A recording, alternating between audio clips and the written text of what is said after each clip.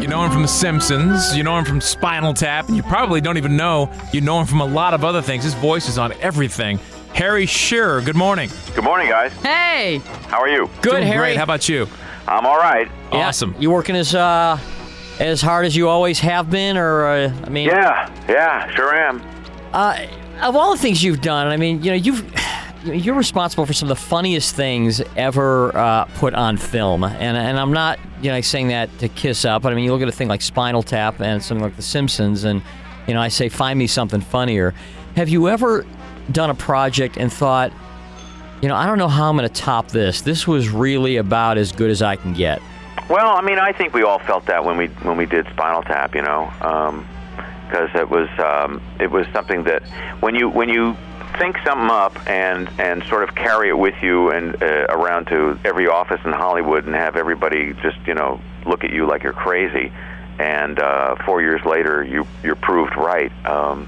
There's no better feeling than that. But when the guys who wouldn't give you the $1.5 million when you wanted to make the movie originally come back 10 years later and say, here's 10 times that much money to make a sequel, and you get to say no thanks. How could somebody look at Spinal Tap, though, these executives, and say, this isn't going to work? Everybody looked at it and said it's not going to work. I'm saying, how could they do that? How could you even look at that with the crap that gets through the filters there in Hollywood? How could they look at that and think it's not going to work? I don't get that. Well, they're the same people who put out all the crap. Well, and they're the same people who said, Titanic wasn't going to work, and they said, listen, they don't know, right? And they don't know that they don't know. That's the worst. That's the worst part. That's the worst part, right there. When was the last time you performed with Spinal Tap? Last summer, we did Carnegie Hall and the Greek Theater and the House of Blues in Vegas and a few other places around the country. Are those shows that you do reluctantly? Would you be just as happy if it just was the movie stood on its own and you didn't? No, we loved playing. Nobody ever said it isn't fun to stand up and play stupid music too loud for 2 hours. Yeah, there's a huge demand still. There's always a demand, but I mean, it's fun to be part of the supply. It's got to seem like a weekend getting back with the old guys and just having a hoot. I mean, just throwing down. Well, yeah. I mean, there is that, but I mean, now we're doing a new band, a different group now, a folk trio. So we probably put Spinal Tap away for a while. And that will be a movie?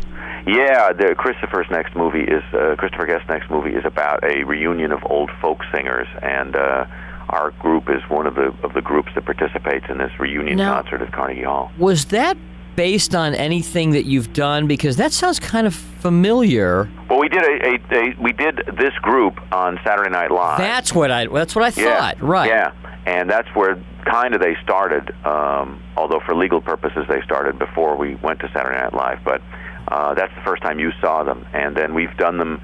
They actually opened for Spinal Tap at Carnegie Hall and a couple other places last year. That's great. We did both bands. We opened for ourselves. What's the name of the folk band? The Folksmen. The Folksmen. Perfect. It's and it's because I remember that sketch, and I was watching it with somebody who didn't get it, who didn't understand the whole like the Kingston Trio kind of thing, and. What was that other band? Peter, Paul, and Mary. Peter, Paul, and Mary, but there was another. Oh, there was a million of them. Lots of them. And it's so subtle, you either get it or you don't. We were just listening to, because we're writing the songs right now, we were just listening to, we've been digging up all these old folk LPs, and we found a Hootenanny LP that featured a band called The Yachtsmen. The Yachtsmen. And I just thought, what's more folk than the Yachtsmen? Right, exactly. Perfect. With technology these days, Harry, and the fact that a lot of people can do a lot of voiceover stuff at home now, which is, you do a lot of stuff. Do you do Simpsons stuff at home and send it over? Do you go in and do it, or? I threatened to do it at home. I could do it at home, but they still want us in the studio together with everybody. So after all these years, how long does it take you now to go in and do something like that? Well, it still takes about 4 hours to do. That's not bad, though. It's not bad, but getting on the Fox lot takes an hour. Nowadays. True. That's what they won't let you do it at home, huh? After this many years. No, I mean I threatened because it was getting so hard to get on the lot. They for good reasons or bad think that 20th Century Fox is a terrorist target. So everybody is lining up to have their trunks looked into, which is okay. But then they give you, every time I went there, they would give me a different piece of ID. Now you need this. Now you need the green card. Now you need the gray card. Now you need this. This has to be on the... And I had everything right, and they took everything away from me and said, park in a vendor space. And that's when I went, no, come on.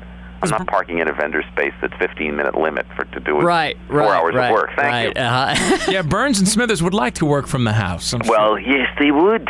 Yes. Of course, Burns would like to work in the front room, and Smithers would like to work in the back. Who is your favorite character that you do on The Simpsons? Burns.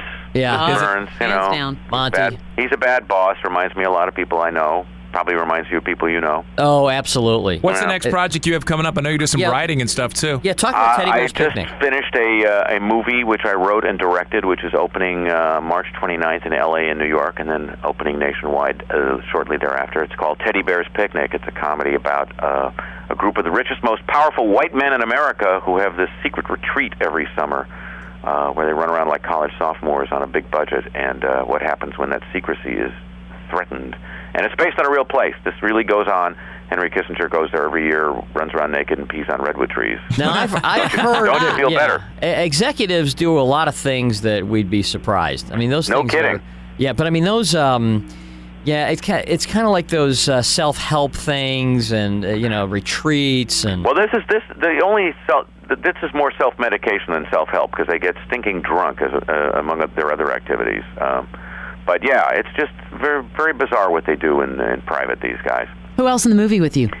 Michael McKean, Dick Butkus playing Dick Butkus, Fred Willard, Morgan Fairchild, Alan Thicke playing Alan Thicke, Kenny Mars, who you may remember from the old Mel Brooks movies, John Michael Higgins, who was the gay dog owner in Best in Show, a bunch of wonderful... Ming Na from ER, a bunch of wonderful Is this where you call in all your favors and get everybody to come and get in your small bet. independent movie? Of course. Absolutely. You gotta love that power. Thank you Yeah. for coming on, Harry. Thanks, guys.